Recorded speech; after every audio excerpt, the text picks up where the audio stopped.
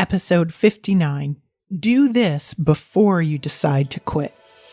Welcome to Clinicians Creating Impact, a show for physical therapists, occupational therapists, and speech-language pathologists looking to take the next step in their careers and make a real difference in the lives of their clients. If you're looking to improve the lives of neurodiverse children and families with neurological-based challenges, grow your own business, or simply show up to help clients, this is the show for you. I'm Heather Branscombe, therapist, certified coach, clinical director, and owner of Abilities Neurological Rehabilitation. I have over 25 years experience in both the public and private sectors, and I'm here to help you become the therapist you want to be, supporting people to work towards their dreams and live their best lives. You ready to dive in? Let's go. Hi there, friend. I'm so glad to chat with you today. I'm back from vacation after my milestone birthday. And again, I can't wait to talk to you.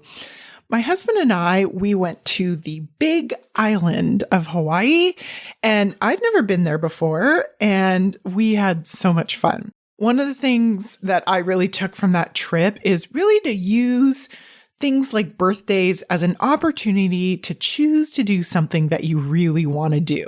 Now, of course, it doesn't need to be something like a Hawaiian vacation. It could be something much more smaller or bigger if you really wanted to. But using your birthday as an excuse to do something that you want to do, even if it's just on or around your birthday, it's a great experience and I would recommend it completely. So now I'm back at work and I thought I'd share some tips that comes from my thoughts about work this week. I'm in the process of some final interviews of just some amazing, outstanding clinicians. And as I think about hiring these clinicians that are working currently in a variety of different settings, it had me thinking about quitting and just quitting in general.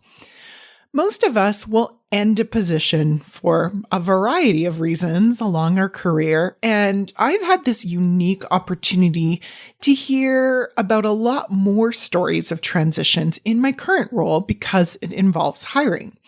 So today I wanted to share my experiences so that maybe next time you're frustrated at work, before you decide to quit your current position, you can decide what is actually the best decision for you. There are so many valid reasons I'd like to start off with to be frustrated at work as a clinician, be it something about the system of seeing clients or patients, the overall work conditions, the compensation, the workload, or something else. I'd like to say even at the most amazing job, these kind of challenges can come up. And when they do, if you have a plan of how to handle it in advance, you can make sure that ultimately whatever you decide to do about it will result in something that is in your best interest in the long term.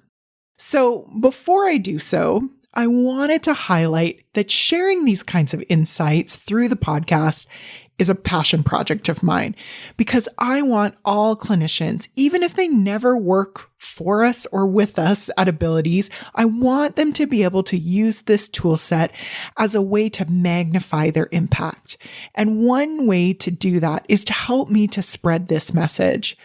You can help me to do that in a couple of ways. First, if you can follow, rate, and review this podcast wherever you're listening to it, that helps us feed the algorithm so that when a clinician is searching for this kind of podcast, it will come up.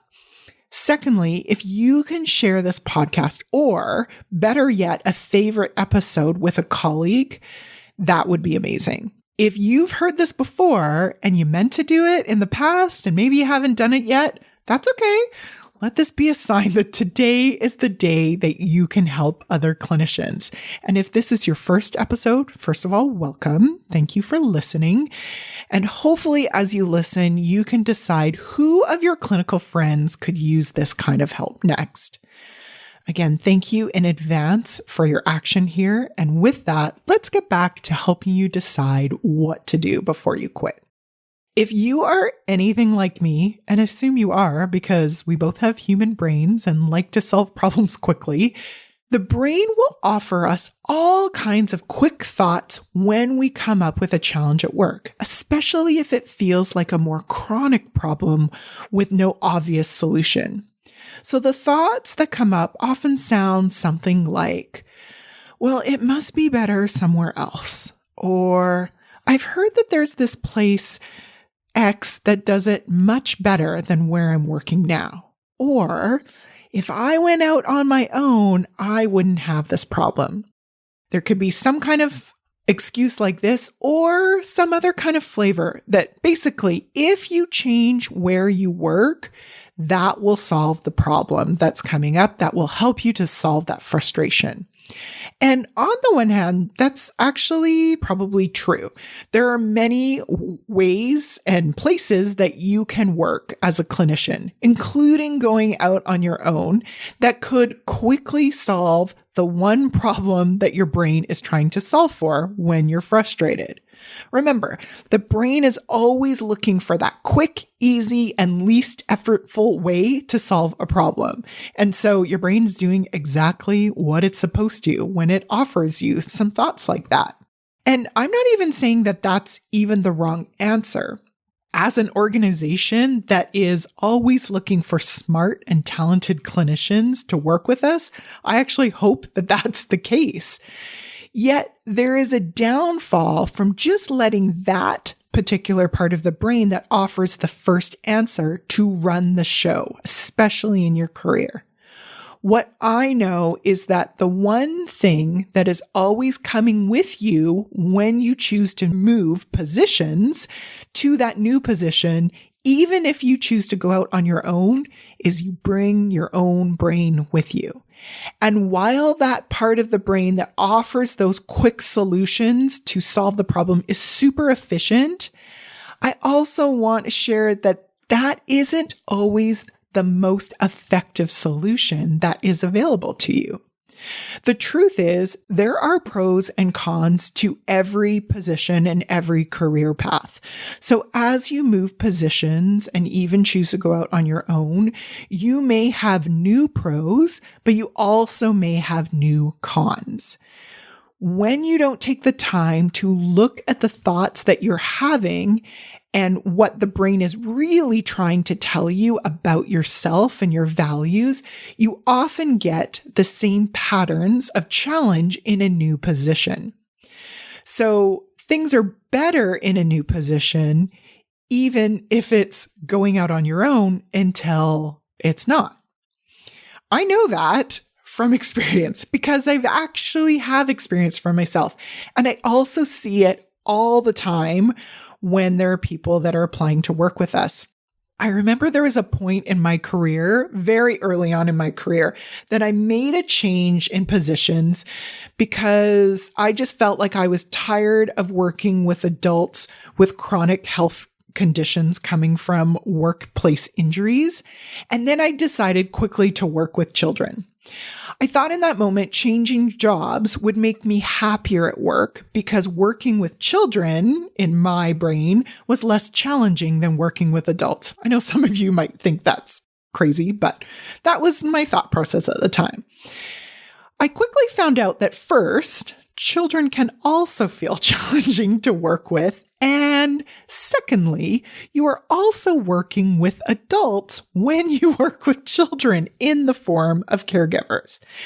Now, while I do think long-term that actual change was beneficial, the reason that it was beneficial was much more accidental than I'd like to admit, and I'll tell you why later. In my current role at Abilities, I talk with clinicians that are super excited to work with us because they see us as a dream job. And that's part of our marketing, and that is to sell the dream of working with us. While this is amazing energy to have, we actually purposely have a slower and more deliberate hiring process because we want clinicians to have the time and space that makes a decision that ultimately works best for them long term. A quick hiring process where a clinician needs to sell themselves before they really even know if they want to sell themselves for this job to work with us really is of service to no one. And while we want to work with a clinician's timeline for transition, my experience has been if a clinician wants to rush a job transition ASAP, it generally means that they're running from another job rather than actively choosing us as a new position.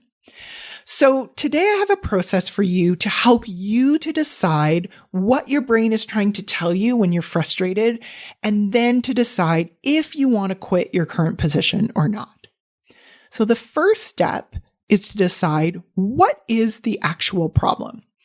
Now, at a surface level, generally there's a problem because we feel some level of frustration. But I'd invite you to go deeper. And if you haven't done so yet, you can listen to episode 54, which is all about frustration at work and actually tells about why it's actually one of my favorite emotions at work right now. And I have no intention of leaving my work at any time. The short version of that episode is that feeling frustration is really a signal of some kind of misalignment. Either misalignment of the wants that you want or of your values in general. So this step is your opportunity to get curious about your frustration and to figure the problem out. The danger of not getting to the root of the frustration is that you can be putting a metaphorical band-aid on a bullet hole. You wouldn't want to plan a session for a client without an assessment. So don't make a plan for yourself without assessing your own root problem. Then once you have an idea of what the problem actually is, you can go to step 2, which is to ask for what you want. Now I know so many of us identify as people pleasers, and so we naturally either one, don't decide what we actually want, which was step 1. That's why we did that first. Or secondly, 2, we think it's just easier to please others than to please ourselves. And again, in the short term, it could be easier. And there is likely an opportunity to help you to get more of what is important to you long term. That in turn will not only help you, but also those you impact. It's why our mission at Abilities is to create an outstanding staff experience and an outstanding client experience, because I know they aren't mutually exclusive.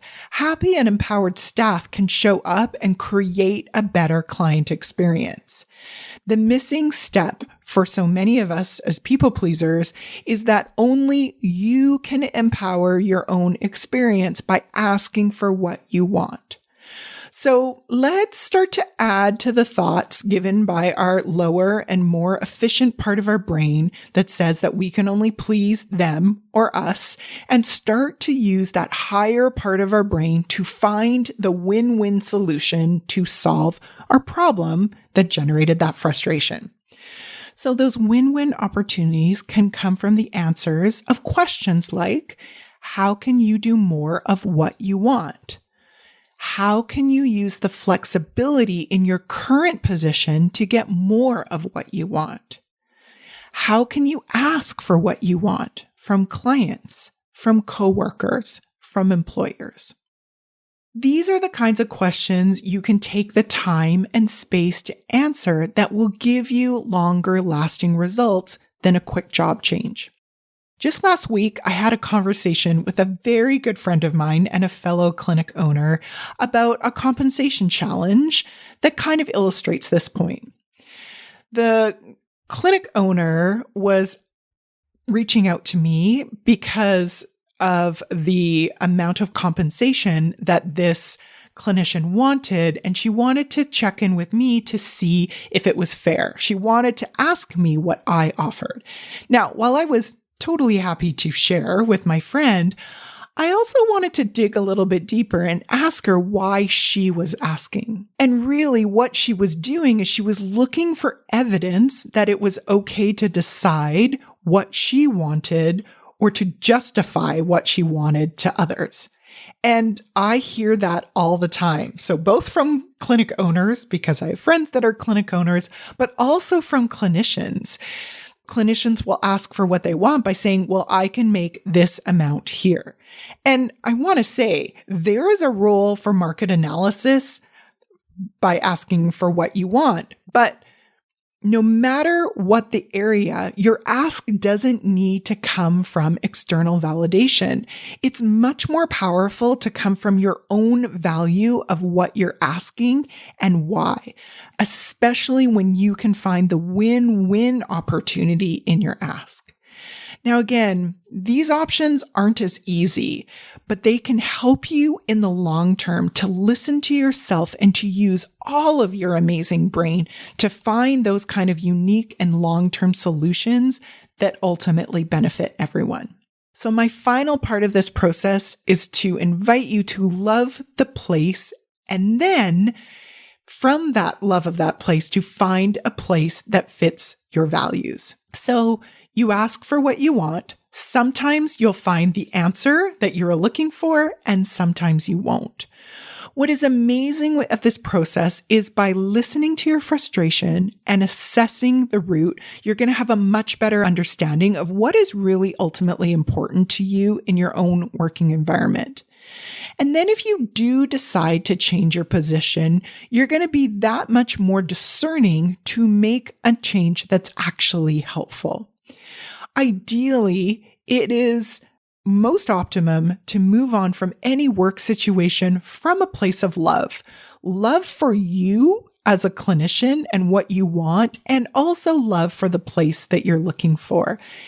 Just because your values may not totally align with the place that you are working at and want to work for doesn't mean that they're a bad organization. It just means that there's not a great fit.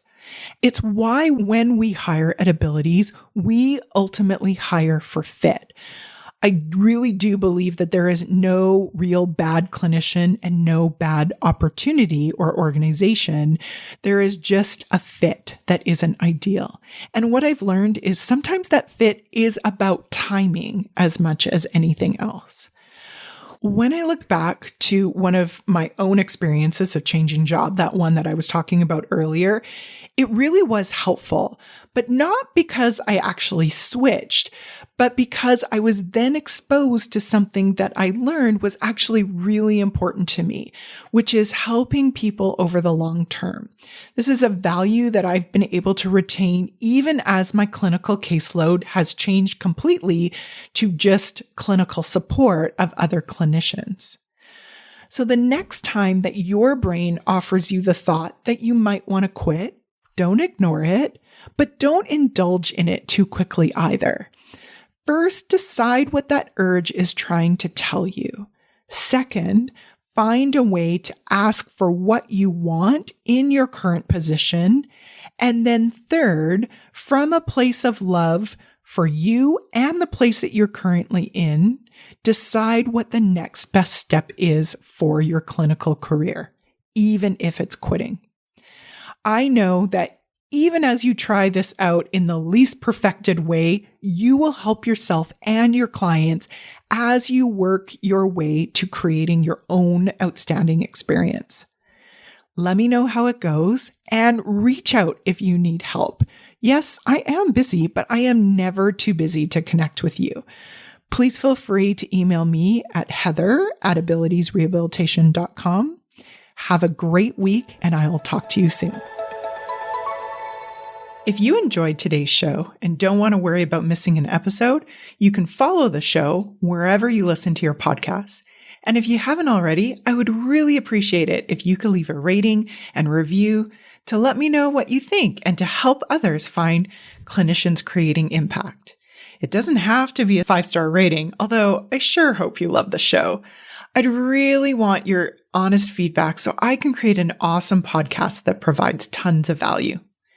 To learn more about me and the work that I do, visit my website at www.abilitiesrehabilitation.com/clinicians corner to download your free Getting It All Done at Work process and to see what I'm up to. Thanks so much. Thanks for joining me this week on the Clinicians Creating Impact podcast. Want to learn more about the work I'm doing with Abilities Rehabilitation? Head on over to abilitiesrehabilitation.com. See you next week.